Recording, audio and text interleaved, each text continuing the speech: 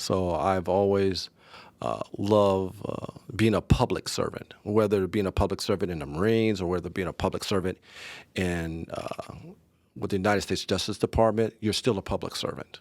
You're just not an elected public servant. Uh-huh.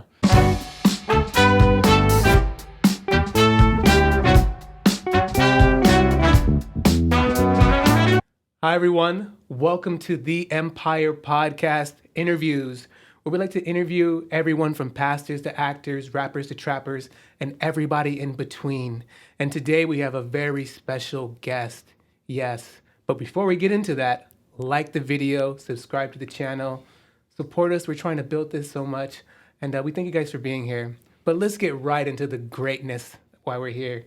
And we are here to talk to, interview, and speak with this great gentleman, this great man for the community of San Bernardino, Damon Alexander. Welcome to the podcast, Damon. Thank you, Anthony. I appreciate it. Appreciate the invitation. Hey, I'm glad you accepted it. Anything that I can do to help the young folks out. Hey, we're all young, aren't we? No, I'm not. I'm old now. Hey, we're all someone's child, right? Yes, we're all someone's child, but I'm a Papa Grand. Papa Grand? That's what they call me, my grandkids, Papa Grand. Wow, I would never guess. Yes. I would never guess. Yes. See? Youth. See, he's over here talking about I'm old. Oh, he's over here, looking like he's still in his 40s and his 30s. Probably got these young girls after him. What do they call them? Sugar daddies, got some girls out here like Papa. Anyway, Negative ghostwriter. I know you're not doing it, but I'm going back to him being youthful looking and everything like that. Well, That's what I'm saying. I appreciate that. So Damon, so glad to have you on the podcast. And how's your day been so far today? Today has been a whirlwind of a day. Today we started out early this morning. My volunteer chief of staff, Renee Wickman, and I went to a judgment shooting simulation out there hosted by the San Bernardino District Attorney, Jason Anderson. Okay. So Wow. It's where you take these weapons and you have judgment scenarios, shoot or don't shoot. They also call them shoot or don't shoot situations.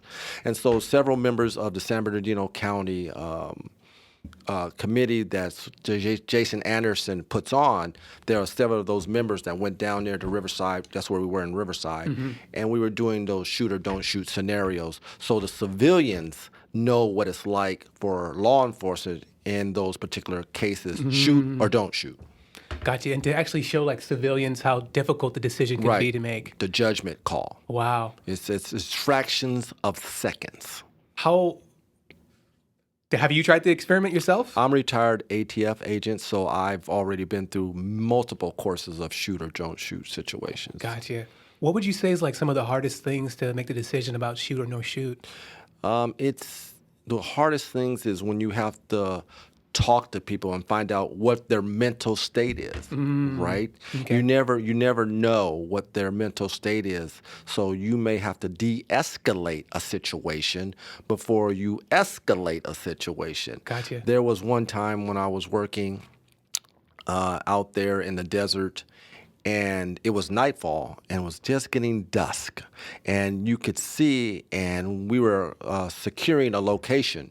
Okay. And it was a sensitive location, and this guy wanted to come, and we were telling him, don't go this way, don't go this way. We were getting all amped up, because he wouldn't listen to what we were saying. Yeah. Right. We're like, then I said it in Spanish because I could speak a little Spanish. Hey, ¿Habla español? Poquito. Okay. So back then, much more. Mm-hmm. And then finally, he put his hands up.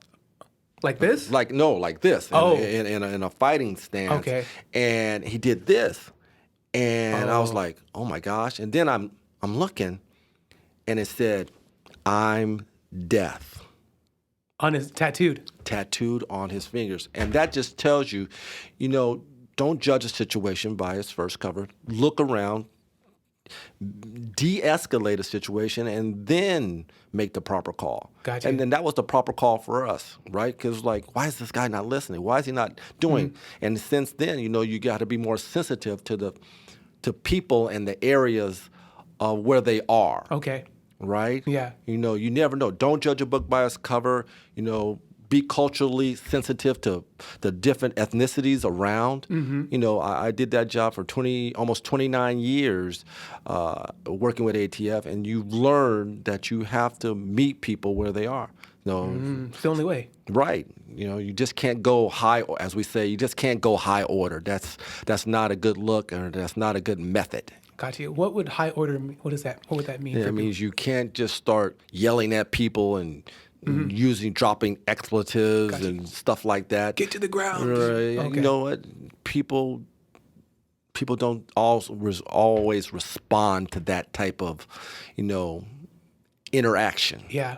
Not everyone Interaction. responds the same. Exactly. Gotcha. Exactly. Does ATF stand for like automatic task force or something like that? It stands for the Bureau of Alcohol, Tobacco, Firearms, and Explosives. Gotcha. Yes, we are the big bads of the federal agencies. Gotcha. Was that individual on drugs? It sounded like he probably was on drugs that had the I'm deaf. No, he was just a deaf individual. He Okay. couldn't hear us. Oh, he was deaf. He was deaf. Oh, He with an said, F. "I'm deaf." Oh. He couldn't hear us. He couldn't hear us. And that goes again with speaking another language for the community. Right. Speaking another language or just being aware. Be more. Don't just go down one road because you've always went down that road. Don't do that. And so what it makes me think about law enforcement is that, like, even more so, I know they get trained a lot like in physical and weapons training, but it seems like psychology should be a big part of training as well, and like understanding individuals, right? Understanding different cultures. Okay. Understanding that something in our culture may be different in someone else's culture. Okay. Right?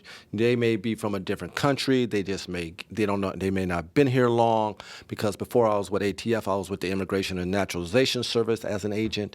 Okay. And you had to learn the different cultures because everyone doesn't do the same thing. So you must address it differently. It doesn't make it wrong. It just makes you a more well-rounded human being. Yes. When you learn other people's cultures, especially when they come into our country, because we're a melting pot.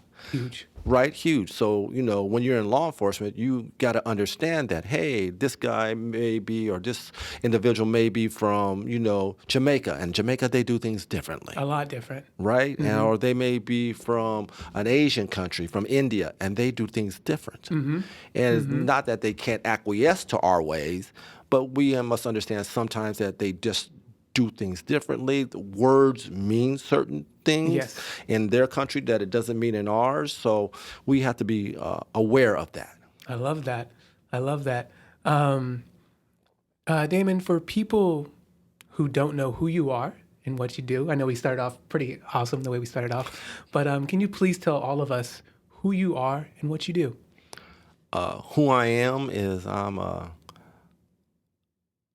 I like to say, and I don't like to bring religion into it this quick, but I'm saved, sanctified, and believe in the Holy Ghost. So I know I'm a child of the King. Okay. First and foremost, a child of the King, and Got you.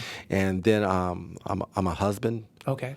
father, uncle, and I don't want to go all down the line, but those are the most important to me. I like that. Okay. You know, those are non-monetary things, non-monetary.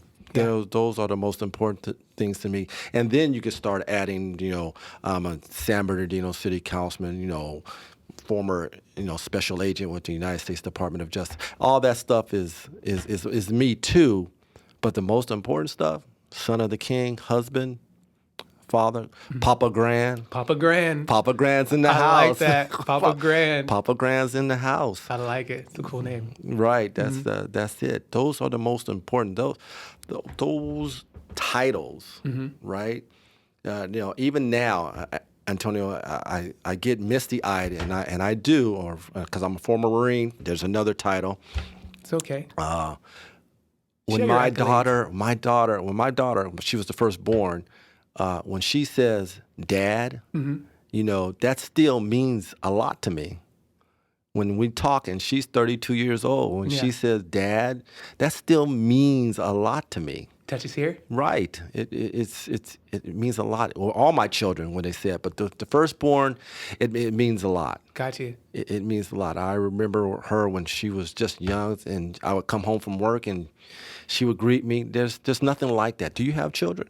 I do not. Well, you wait till you get there. I am looking forward to it when the time is right. When the time is right? Yes. First, I have to get myself to a place where I believe is right. Then I got to find the right woman, and then together we can build the right family. I think that's the right way to do I it. admire that. I do admire it. The right timing is everything. You are absolutely right. That's very good. You're a smart young man. Thank you. All right. Yeah. There's a lot of people who are just out here, So, I'm not trying to do that. Good. Yeah, I'm not trying to do that. All right. Because I think a lot of people have kids selfishly, or they have kids and they don't have the right environment to give the kids what children deserve, I believe. Right. And I don't want to be, I don't want to do that. Well, good. Yeah. You're in the right mindset and the right frame of mind to bring up your future children in the right environment. Yeah. To give them the love and the nurturing that they need. Gotcha. 100%. And the resources, which I think is important. Absolutely. Absolutely. I wish I had more things, but I'm grateful for what I did have. I wouldn't be here without it. But looks like you're doing pretty good to me right now, man. You got these high-dollar, high-tech mics. You got cameras all over everywhere. Hey, we making it work. And you're rocking the L.A. Dodger hat. Come on now. Looks like you're doing all right with me. Hey, man, we know how to make 2 pennies into, you know what I mean? You know the saying, rub 2 pennies? Right. Well, you're rubbing them. Look like you got dimes. Hey. One on this arm, one on this arm. Got it, right? So, yeah, I'm grateful. And I think I think mentality is everything. So someone could be rich but have a terrible mentality, and someone could be poor and have a terrible mentality. So I think mentality and outlook is everything in life. And so I'm about this type of mentality as opposed to this mentality. That's right. I think it separates people. It does. It does. And you can feel that aura. When you meet people, you can feel that aura about that mentality that you're talking about. My grandfather said, Merry Christmas every day. He was a salesman for Rose Hills. And he said, Merry Christmas. And I used to ask him, I was like, Big Daddy, why do you say Merry Christmas to everybody? It's not Christmas time. And he goes, people stop. In their tracks. Right. They stop and they listen, because people don't listen. Right? People say good morning, whatever, and keep it moving. Right? So when you say Merry Christmas, they're like, what? What did you say? And then he had them. He had their attention. Easily. Right. He had their attention because they stopped and said, why you do that? So I took that from my grandfather, and I say Merry Christmas, and been saying Merry Christmas for eons. And people stop and say, what? Did you say Merry Christmas? It's July or it's September. It's not Christmas. I said, yeah, but it's the happiest time of the year. That's what he said. He goes, it's the happiest time of the year. People are nicest when it's the Christmas season. Yes, they are. Right. So I'm in that space. Antonio, I'm in that space. I'm with you. Right. I'm happy. I'm filled. I'm fulfilled. I'm grateful. I'm grateful. And Christmas is the happiest time of the year. So I want everybody to be with me. Come join me in that space of Christmas. Yes. Of giving. It's not always about taking, it's about giving. Yeah. That's just like you said, right? With your children, your future children. Yes, sir. You want to be able to provide for them and nurture them and give them what they need more than what you had. Because they always say, because I'm old now, I'm going to date myself a little bit. They always say, you need to do better than your parents. Always. Right? My children are going to do better than me, which they have done because they're do better than me. I want my grandchildren to do better than their parents and do better than me. We want that. We want that legacy to do better and better and better. Yes. Individually and as a culture. 100%. 100% agreed. 100% agreed. So I love that. Merry Christmas. It's super awesome. Merry Christmas. It's great. I was going to say something interesting about Christmas because I know there's also like a dark side to Christmas. Like a lot of sadness does happen during Christmas time. But we're not going to get into that. We're not going to get into that. No, we're not going to get into that. But what we will get into... We're going to stay on the good side of hope. We're going to stay on the good side, hopscotch. It's all about perspective again, folks. Perspective. Mindset. But what we will get into, Damon, is can you tell us, all of us, a synopsis of, your childhood up to how you got to where you are today? Wow. I'm usually pretty reserved about my childhood and how we here today. Let's just say I came up in Pasadena. I went to private school and graduated from Pasadena High School. I went to St. Andrews Oh, okay. for a little bit. Yay. And it was an interesting time. Gotcha. It was interesting. That's still when the lights come on. You guys hear these stories from the old folks, so I guess I'm the old folks. But when the lights come on in the streets, boy, you better get your butt back in that house, right? And back then it was like you had your school clothes and you had your play clothes. I got you. So there was no one. There was no one set of clothes. So that's how old I am. So we take those things and those cultural things, being African American, and it's uniquely identified by us. Yes. Right? The things that we did, the things that my father did. My father died when I was 14 of a massive coronary. And at age 44. What's a coronary? Heart attack. Okay. At age 44. So that was my driving force in life. Okay. My grandfather died at an aneurysm, in the brain Wow. at a young age. So knowing that was like, oh, I'm going to die early. Gotcha. It's already like set into your... Right. It was in my brain that I'm going to die early. My grandfather died early. My father died early. I'm going to die early. And literally, and that's how I looked at life. So I was like on fire in life to get things accomplished, to get things done. As quick as possible. Right before my time on this earth and I have to go. So I was like, that's how I was driven, Antonio, to get things no matter what it was. I'm driven. Now, I'm going to be honest. I wasn't the best high school student. It was after my father died. I'm not. And all those out there, I was not the best high school student. I was not. I was a C student. Hey. I'm not going to even lie. Hey. I was a C student. And my counselor, I remember her name was Mrs. White. I remember her today. She goes, "You're not going to amount to anything." Ooh. They were. Little did she know. Little did she know. Yeah, that was my high school counselor, your guidance counselor. So don't listen to your high school guidance counselor. If they tell you something that you can't do, trust me, you can do it. Yeah. But you have to be driven. Yeah. I was driven. It was like, okay, I wasn't the best high school. When I got to college, I did a whole lot better. Monumentally better.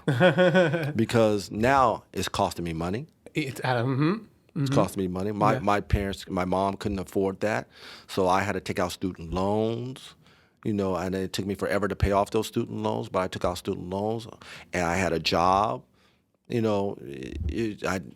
was just the way it was back then. There was no computers per se. Yeah, what was the computer? So we had to write papers. Yeah. If you typed, and then when you had to type it, if you make a mistake, oh my gosh, it was no, let me just back that space and delete that. We had this thing called typo, or I can't even remember what it was, and a correcto ribbon and all this. Yep. It was crazy back then. It was crazy. You guys got it good. Technology has changed. You got it good. The era, yeah. It's bittersweet, I like to think. Really? Yes. How so? Because people are less open to knowing how to communicate with each other. Or even caring about it or being able to. They don't teach cursive in school anymore? I do. And I purposely like to write letters to people in cursive on purpose. So I'm like, how are supposed to read the old documents of the Constitution or any other document if it's in cursive, because they didn't have computers in those days, and they wrote in cursive? How are you future generations supposed to read that if they don't teach you? Kids can't even read analog clocks. Correct. You are absolutely correct. My kids did, though. I remember teaching them. You're right. Everything is digital. Yeah. You're absolutely right. Yeah. They would have a tough time reading my watch, huh? Because it's 100%. Or even tell them it's 1,400 hours. Oh, that's the military time. I know it's a little difficult. Yeah, that's the military time, but that's okay. But majority of the world is on that time, aren't they? Yes, when you travel. Yes. When you travel internationally, yes, they're on.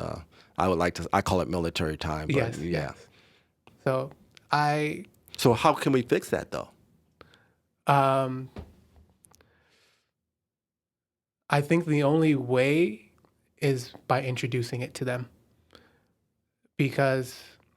and then showing the younger generation the value in it. So the younger generation showing the value in communication, the value in being able to put your phone down and have a heart-to-heart conversation, because I believe every individual wants to be heard. Mm-hmm. And so I believe a lot of those kids who have their phone think that by typing and texting, they're being heard, but there's nothing could ever beat this. Right. Nothing in the world could ever beat this. Nothing could beat this. Oh, yes. Nothing in the world could beat that. I feel you, you feel me. Nothing in the world. You can create the most intellectual VR in the world.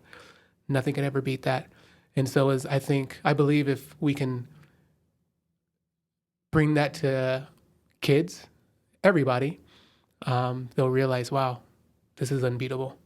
Absolutely. Personal touch, personal interaction. That's why we suffered so greatly during the pandemic. Yes. Because we were lacking that personal touch, that interface.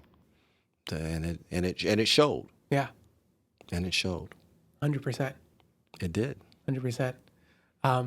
But you stopped at college, telling us about your synopsis about how you got to here. Yeah, so that drive because to get through college and to pay for it and all that was an amazing story. I went to the University of Laverne and local ULV, a lot of cute girls there. Yeah. That's where I met my first wife at ULV. Okay. So she was amazing, and we just ULV is a great school. So go fight, win, go Leopards. That's the mascot, Leopards? Leopards, orange and green. Orange and green. I'm like, where's I didn't bring it. Oh no, I didn't bring it. I have a pennant, and I should have bring it in the office to let everybody know. Represent. Always, always. So you did that. I spent a little time in the Marine Corps Reserves, jumped out of planes and all that kind of stuff. In the Marines? Yes. Got you. Yeah. I heard, is it true that you guys, Marines jump out with the weapon bags into the water?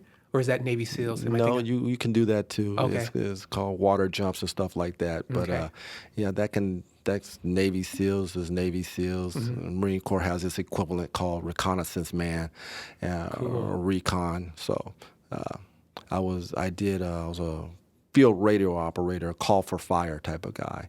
So what does that mean? Call for fire is where we. He's trying to be so. Yeah, I'm trying. Just be real. It's okay. Yeah. You can be real. This podcast is no fluff, no BU. It's okay. It's okay. Let them see the real Damon. They'll be like, hey, I didn't know he looked like that. Okay. Well, you don't want to like that. Then you say, Damon is a member of Omega Psi Phi Fraternity Incorporated. Then we throw up the hooks.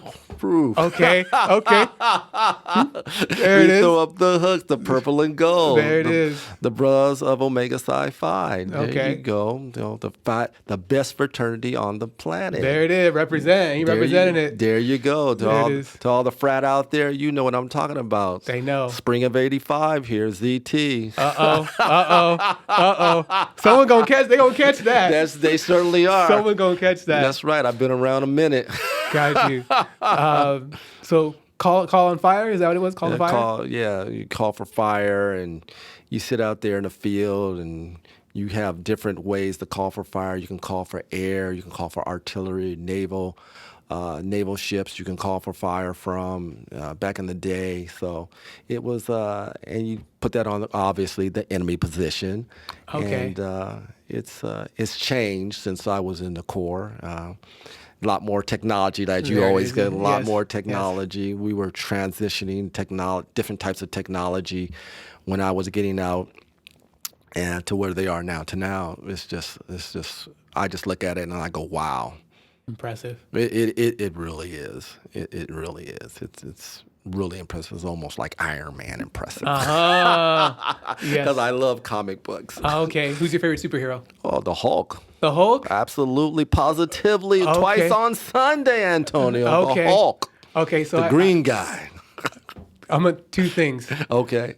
and maybe it's just me, but have you noticed that there's like a word alliteration for a lot of the superheroes? Bruce Banner, Okay. Peter Parker, Okay. um, I think his name Stephen Strange. Oh, Doctor Strange. Yeah. Okay. All right. There's like an alliteration in the words a lot. There's other ones I can think of, but I find that kind of interesting. I wonder if they. None for T'Challa for Black Panther. They're like, Come on now, how can we make him seem so out there? I guess. T'Challa, no. Storm, no. What's her first name? Oh my gosh! Now you're gonna call me on There that. we go. Oh my gosh! Well, let's keep talking. Got you. It'll come. Right. It'll come. So we definitely got to get into the Hulk, right?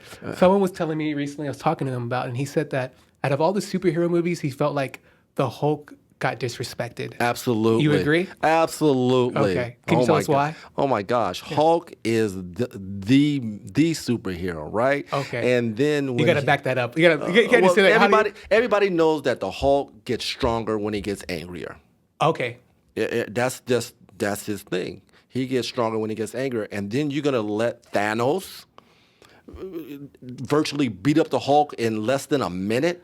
Yeah. Are you kidding me? And then when we is that accurate or is that inaccurate? It's accurate to the movies. Okay. But you're not going to beat up the Hulk in 3 moves with Thanos because he's going to get angrier. And when he gets angry, he gets what? Stronger. Right. So I'm like, wait a minute. He took Superman toe to toe, right? And beat Superman down on the ground when they had a crossover between Marvel and DC. Are you kidding me? I know there's different types of Hulk. So there's Planet Hulk, there's World Breaker Hulk. But to lose to Thanos that quick, we were all us Hulk fans were like, no, that's not happening. That's not right. That's not right. And then in the movies after that, the Hulk didn't get no play either. Nope. Right? This is the Hulk we're talking about. Mm-hmm. He would pound Captain Marvel into the ground, and he's really? not. Oh, wow. am I kidding? He gets stronger when he gets angry. And like he said in the first Adventure movie, I'm always angry. You remember he said that? Yes, he did. He said, I am always angry. Yes. There you go. So why is he not getting more play? Yeah. Kevin Feige, if you're listening, give the Hulk some more play. Uh-oh. You hear that, Kevin? I got to give credit to you, Kevin, because I've seen you produced all the Marvel films. Even She-Hulk. I watched that last night. Thoughts? Okay. We're gonna get to She-Hulk. We're gonna get to She-Hulk. I just want to finish. So, you mentioned that Thanos took him in 3 moves, right? Right. And then I noticed that there's like this undertone about like, and maybe I guess it wasn't undertone, but like it bruised his ego. Right. Like it bruised his ego. Like he couldn't become the Hulk. He couldn't become the Hulk anymore after that. Exactly. Which I thought was very interesting. Right. Yeah, that was. I'm like, where do they pull that out of? Yeah. If he's angry all the time, then he would have been like, you know what? Paybacks are what? Paybacks, paybacks are B. Uh-huh. And he didn't get his payback. He did not get his payback. No, he went into an Iron Man suit. Right? You still can't turn. What's Now he's Professor Hulk. No, that's not. Oh, yeah. Now he's Professor. That's not. Is that accurate? Yeah, it is. Okay. There is a Professor Hulk, but that's not my favorite Hulk. It's the least favorite Hulk. Right. I like the Hulk that smash. Yeah, ready to destroy. Right. That's I hate to say it, but yeah, that's my favorite Hulk. Yeah. What did the Captain America say? He said, Hulk. They gave all the orders. Yes, and he said, Hulk, the smash. And he up the building, start climbing the building. He's exactly. Like, oh. And everybody was like, yes, in the theater. Yeah. Because that's the Hulk everybody loves. That's the one we love. Right. We don't like Professor Hulk. Kevin Feige, we don't like Professor Hulk. Yeah. We don't. Do you think they'll make another? Because everyone's been getting like their individual movies. Mm-hmm. Do you think they'll make another one to help the Hulk? I hope so. To revitalize him?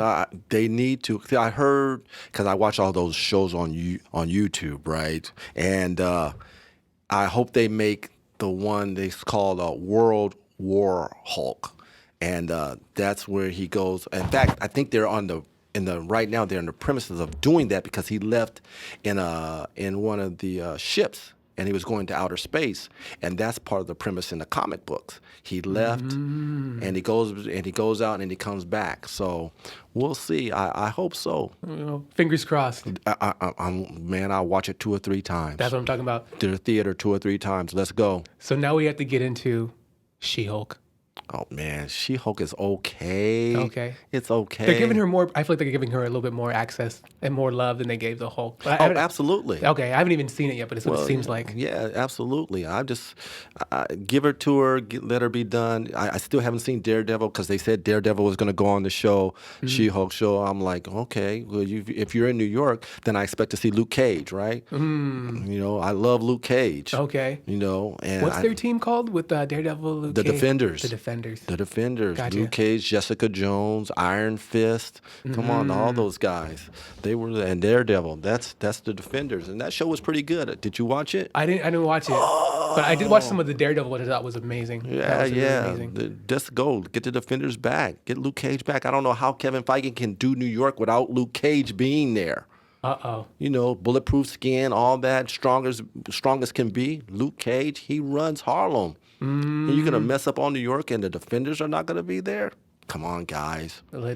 Come on, guys. You hear them, folks? Come on. Let me get in the writing room. There we go. Right. At least to become a producer, right? Yes. Right. So we can. Let me become a producer. Yeah. Executive producer. Hey, you could use San Bernardino, some locations for some spots. Let's use San Bernardino, all of San Bernardino. We'll just wreck it and rebuild it. I love it. Just wreck it and rebuild it. Smash. That part. That'd be so great. Oh man.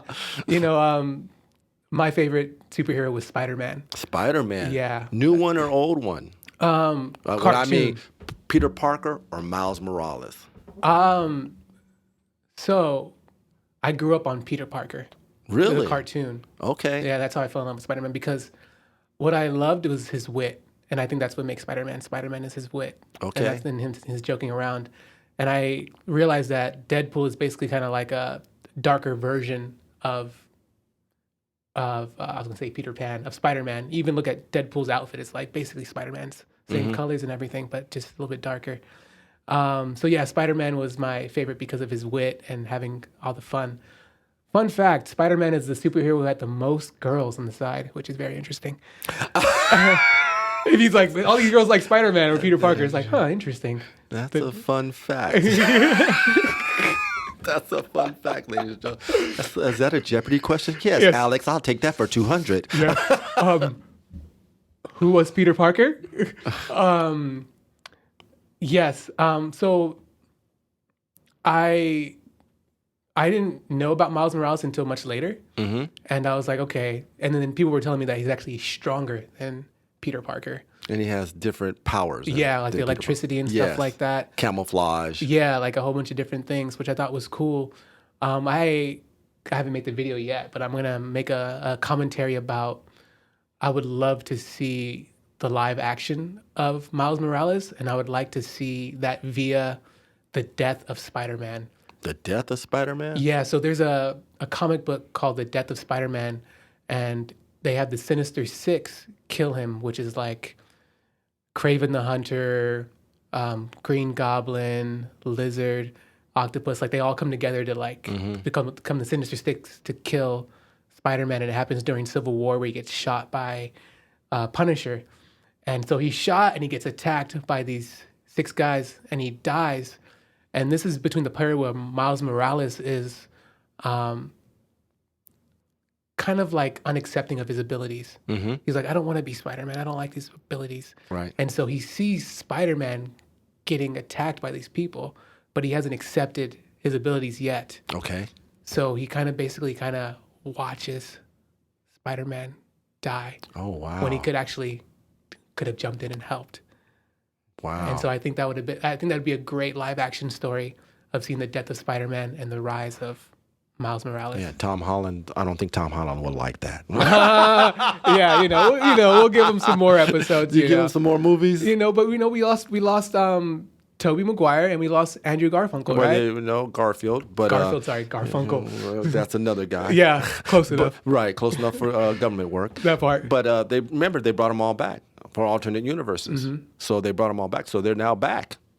Gotcha. They're all back. Officially. Officially, they are all back. I've been trying to watch it on Disney Plus, and I can't find it. I don't know where it is. Is it No Way Home? What's the last Spider-Man? I think it is No Way Home. No Way Home, when they all come back together again. They remember they all came back, so they are all officially in the MCU.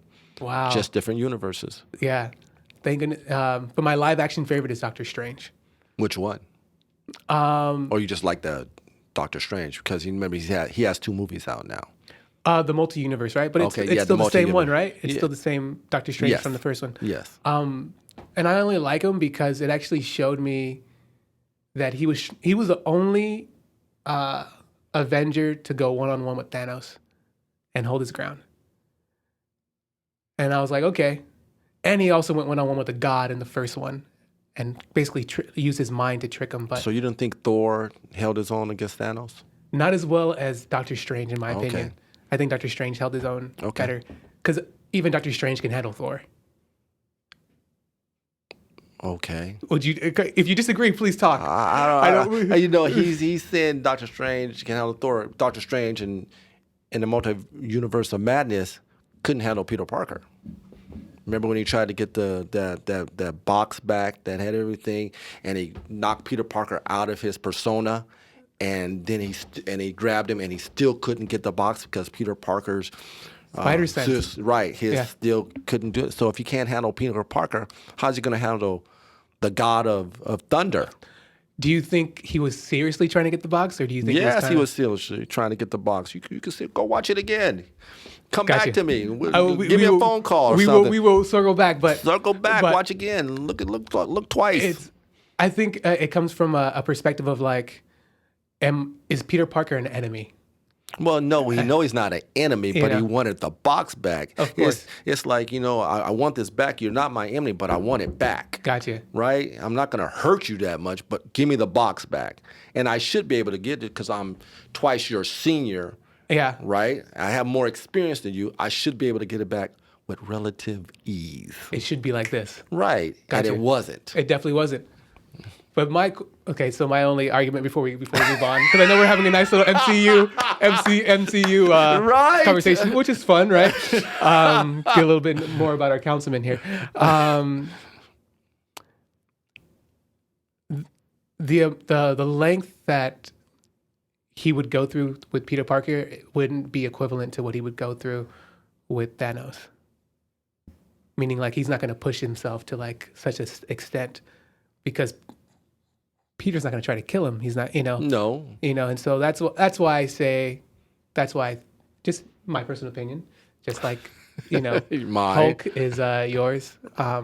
My favorite is Doctor Strange because he was able to hold his own with Thanos when everyone else needed other people to be there. Okay. And someone even passed away trying to fight Thanos himself. Yeah. A lot of people died trying to get Thanos. Thanos Yes. is a force to be reckoned with. Definitely, especially with that glove. That's why he was the big bad. Yeah. Even without the glove, he was a force to be reckoned with because it took 3 Avengers, and Steve was getting beat down. Yep. Iron Man was getting beat down, and who was the third Avenger that fought him? Steve Rogers, Iron Man. I thought it was 3 of them. And wasn't it Thor? Possibly Thor. Possibly. I think it was those 3, Gotcha. and they still couldn't beat him down. Yeah. Correct us if we're wrong, guys. Right. Please do put that in the chat. Yeah. If it wasn't Thor, they still couldn't beat him down. And it was 3 of them. Yeah. But I know it was 2 for sure because Iron Man was just laying there and he looked up at Doctor Strange and he goes, "This is the one time that we do beat him. We got to beat him." And that's when Iron Man got up. It's like, oh, this is it. Yeah. Remember there's 13,500,000 and we Yes. lose them all. Yes. Right? Yes. I told you how he's such a big bad. Gotcha. You just reminded me another reason why I like Stephen Strange. I guess Iron Man could be the same thing.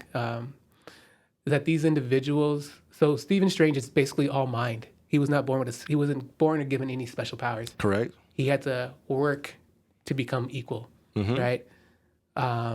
I also like the same thing for Batman. He had to work in order to be, revered, which I guess is more of his We mind. done switched to DC. I now. know, we I just want to let switched- you know we you switched to DC, and I can talk DC too if you want to. We done switched to DC.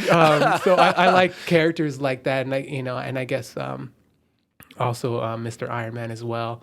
His mind is what made him Right. become a superhero. So I like What do you say? Billionaire, playboy, Playboy? philanthropist. Yes, yes. I love yes, that line. Yes, yes. He played such a great role doing that. That was wonderful. But we're gonna sidetrack. We're gonna slide back over a little bit. So We're gonna slide, so I slippity think slide. Hey, slide to the left, slide to the right. What? Anyway, so I think we left off talking about, the Marines and things like that. So can you tell us about how you got into becoming, out of law enforcement and stuff like that into, I guess we can call like the political sector? Yeah, my undergrad degree is in political science. Okay. So I've always loved being a public servant, whether being a public servant in the Marines or whether being a public servant in with the United States Justice Department. You're still a public servant. You're just not an elected public servant. There's a difference. Right. Yeah. You still serve the public. And I've been serving the public all my life. It's just in one facet or another. So it's just natural for me to gravitate toward where I can make a difference. Those other forms, I was taking orders. Right. Whether I agree with how to solve that, as we say in Texas, how to skin that cat. Okay. There's more than one way how to skin a cat. Right. So Weird saying, but yes. But the goal is, get to the tail. That's okay. I like that. Let's get to the tail. Let's get to the bottom line. Right, get to the tail. But you say, well, you know what? I'm going to start with the paw. I said, no. The best way is to start with the ear. You say, no. The best way is to start with the right paw. There's more than one way to skin a cat. I love it. I love it. But what we're trying to get is to the tail. We're all trying to get to that tail. And so my dad said, if you want to make change, sometimes you have to pick up the mantle of leadership to make that change. Okay, I like that quote. Clifton F. Alexander. Can you say one more time for us the quote? Clifton F. Alexander, my dad. Sometimes his quote. What is quote? Sometimes to make that change, you have to pick up the mantle of leadership. I love it. Right? And people don't want to pick up the mantle because now you're responsible. Right? It's you. You're the captain. What do they say about the captain? The captain goes down with the ship. Simple as that. Right? Yep. When you're up there on the pole, you're the number one. Everybody's going to look at you. Said, hey, what do you got for me, Antonio? What's the plan? Cheeseburgers for everybody. Cheeseburgers for everybody. Wait a minute, just cheeseburgers? What kind of cheeseburgers? Where are we going? Are we going to Burger King? Are we going to McDonald's? We're going to In-N-Out. We're going to Two Guys. Where are we going, man? That's not a good plan. Oh man, they're plant-based burgers. Five Guys. Impossible Burgers? Are we doing Impossible Burgers or are we doing Veggie Burgers? Because I don't like Veggie Burgers. We're going to Monty's. Impossible We're going to Monty's. We're going to Monty's. Everybody from Monty's. Everybody's from Monty's. Everybody's from Monty's. Monty's. Yeah, but when you're on top, when you're making those decisions for other people, when you're responsible for other people's lives, right? Like, I'm not responsible for other people's lives as in form of life and death, in the form of life and death. Yes. I'm responsible for other people's lives, of their well-being, their quality of life. Yes. Right? That's my job. My job is to help as best I can as a council member and within the parameters given to me as a council member, because there are parameters. Our power is not omnipotent. It's not forever. We just can't pick up a phone and say, police department, go over here and do this, or hey, fill that pothole, or go over there and do that. It's sometimes it's not like that. Okay. We're governed by rules. The city of San Bernardino has a charter, and in that charter lays out the rules of what we can do. Gotcha. Because we're a charter city. We're a charter city. We're not a general law city. And people say, oh, charter city, general law city. We'll get into that later. But I'm just laying the framework. Yes, I'm with you. Of that. So there's lots of rules. There's always lots of rules. You guys watch television and you watch Scandal and you watch House of Cards. Yes. All these great political shows, The West Wing. You need to watch them because sometimes they mirror life. They're actually pretty accurate. Right. The House of Cards is very accurate. Got you. That was a good show. It was a good show. It's very active, very accurate as far as the whip and the whipping up votes and all that kind of stuff. That's very true. Now, not jumping from all those, but Frank Underwood, because I like the show too. Frank Underwood is not going to go from a majority whip to vice president to president. That's not accurate. But Gotcha. What's whip?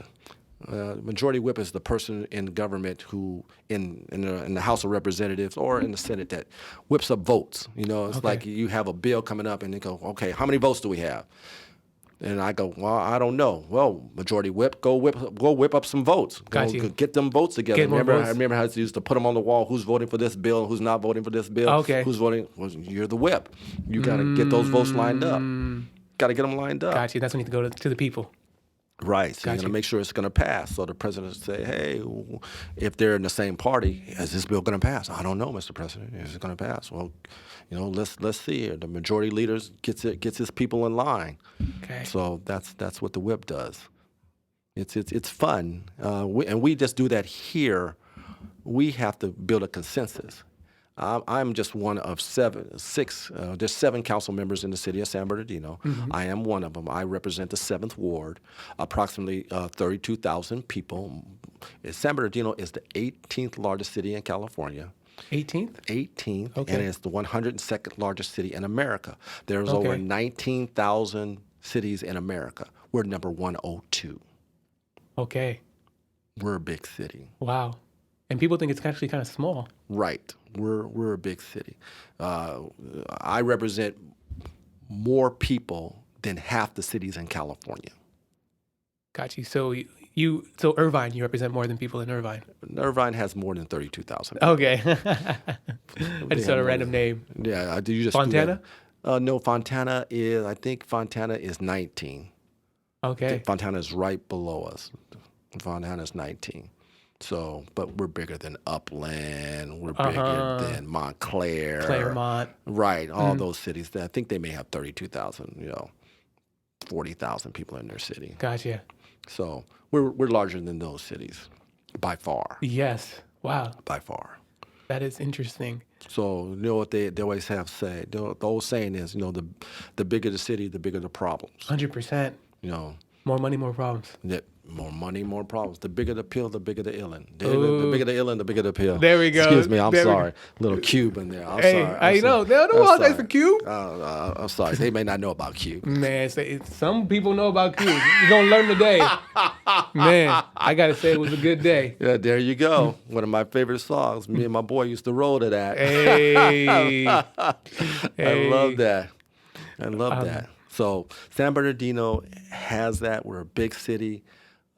We love what we do. I love what I do. You don't do the job if you don't love it, because it is a tough job. It's one of the most thankless jobs, but you don't get in it for the thanks, right? You get in it to solve and help. That's why I get. Yeah. I get in it to solve and to help people and make good government, good policies decisions for the city of San Bernardino. Gotcha. And that is absolutely what I try to do. And there's many ways to skin that cat. I like it. Right? And so everybody doesn't always agree. They'll be like, Councilman Alexander, why did you do that? And I give them a reason. Oh. Or they don't understand government. People that I call them keyboard warriors. Remember? Keyboard warriors don't know anything about government. They didn't take it in school. They don't know anything about it. And then they try to tell you how to do your job. Oh, right? Man, how annoying. And those are the keyboard warriors who don't have a clue. And they're the ones that, personally get under my skin personally, because they don't bother to call, text, write, send flowers. They don't do... There ain't no flowers, no nothing? No flowers. Jeez. And then they just make arbitrary statements and they have no idea. And that's sad to me. That's sad, because all they got to do is just pick up the phone and ask, and any one of my colleagues will answer their questions. We are the most accessible public officials in the United States are your council members. When you want something fixed in your city, are you going to call the president? Because he ain't going to call. Is he going to call you back? What's the phone number for the president? There you go. Are you going to call your United States senator? You might. But what are the chances of a United States senator calling you back about your trees or about your potholes on your street? Yeah. I can tell you because my congressman, someone did do that. That's why I know this story. They called him because he's my congressman, Pete Aguilar. They called him about an issue, and then his office called my office because it's not something that our congressman does. Yeah. It's just like, oh, we don't deal with potholes and trees. Okay, that's your councilman. He deals with potholes and trees. Call him or her. Yeah. Or her. I'm like, oh, then that person got an education, right? Because they didn't know. So it's real easy. I'm all about education. Seriously, government education, children's education. I'm not on the school board, and those are two different entities. Yes. School board does school board kids, and municipal government does municipal government. Even though they take care of the kids, we're also responsible for those kids, the city council. Facts. Right? Facts. We wrap them in there, and we love them just as much as the school board because we are responsible for them. At least that's how I look at it. It makes sense. That's how I look at it. It makes a lot of sense. So you know what? Anything I can do, they're like, oh, I say, you know what? You're not calling the right person. That's a school board issue. But let me facilitate something. Let me call over there because I won't say they hop when I call, but they may answer my phone more readily than they would answer yours. So let me facilitate that call for you. Yeah. So you can get where you need to go. So that's part of solving the problems or 100%. the issues. I don't like to use the word problems. I like to use the word issues. I like it. It's such a negative connotation when we use the word problems. Problems this. Let's solve that issue. And I used to have a saying, don't bring me problems, bring me what? Bring me solutions. So when you come with your issue, bring a solution so we can dialogue with it and say, you know what, that works. Antonio, Let's do it. Let's do it. I like it. Just don't come up here, oh, councilman, oh, this is the problem. You got a solution for me? No, I just want to whine. Right. I don't need your whining. Yeah. Bring me a solution so we can get it together, work with it, and make it happen. And if you can make it happen, then I'll say you do it. And I'll back you up 110%. Yes, sir. That's it. That's what I will do. What would you say are the responsibilities of a council person? And then the second one would be, what is a ward? Because you said you are in charge of Ward 7. Yes, sir. So if you can just answer that for us, we would love that. The responsibilities of a council member in the city of San Bernardino and probably everywhere else is foremost taking care of their constituents. Okay. The people? Their constituents. First and foremost, that's my first job because they're the ones that put me in office. Period. So I take care of them, and then I take care of the city as a whole, part two. So that's what I do. I take care of my constituents in the 7th Ward. And the 7th Ward, like I said, composed of approximately 32,000 people.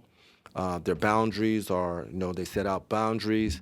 They give it to us, and we're supposed to take care of their issues as best you can, if possible. There's not always a solution for everything because there's certain laws that come down from Sacramento that you or I may not agree with that we're confined to. This is a law. We can't do anything about it. We can't make an ordinance to change it because it comes from Sacramento. But we try to do our best I can to serve the people. That's what my job is, is to serve the people. So that's it in a nutshell. That's what we're supposed to do. Public servant. Period. There you go. Gotcha. And for Ward 7, can you give us in the city of San Bernardino, what from streets? I want to give you there's a lot of little short streets, so I'm going to give it to you in a nutshell. It's from north of Highland. Okay. To 40th Street. Okay. Muscooby-Abbey, where Home Depot is. Over there by Home Depot. There's Muscooby-Abbey to Del Rosa. Okay. So, North Highland. Right. Highland North to 40th, Muscooby-Abbey to Del Rosa. Gotcha. But there's a lot of little streets in between. Little streets that it kind of gets. That's just to make it easy. And there's a lot of little smaller streets that nothing's a rectangle, but that's that's it in a nutshell. That's how I get people. Let's say that's it, and people can visualize that and context that visualization when they see in their mind. It's like, okay, I can see that. That's like you did. You're just like, oh yeah, I know what that is. 100%. Okay, Yeah. right. Okay. So if someone's like, oh, there's a tree falling down on Del Rosa, they can contact your department. Right. I got you. There you go. Perfect. Well, folks, Damon, I want to thank you so much for being on. We're going to have him again on for part 2. So other than that, you guys like the video, subscribe to the channel. A lot of information today. We definitely got into a nice little MCU universe. Might get into more of that in part 2. But stay tuned for the next one. And I just want to thank you, Mr. Alexander, for being on again. Not a problem. And, Thank you. We'll definitely work things out. Thank you so much. I appreciate you, Antonio. Oh, man, appreciate you so much as well, sir. And so other than that, you guys, we will catch you in the next one. All right? Peace.